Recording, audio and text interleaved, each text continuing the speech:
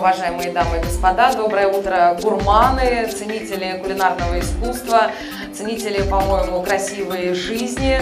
Ну, так, мечта поэта, да, утро у камина с неспешными беседами в дружеской атмосфере. Это здорово.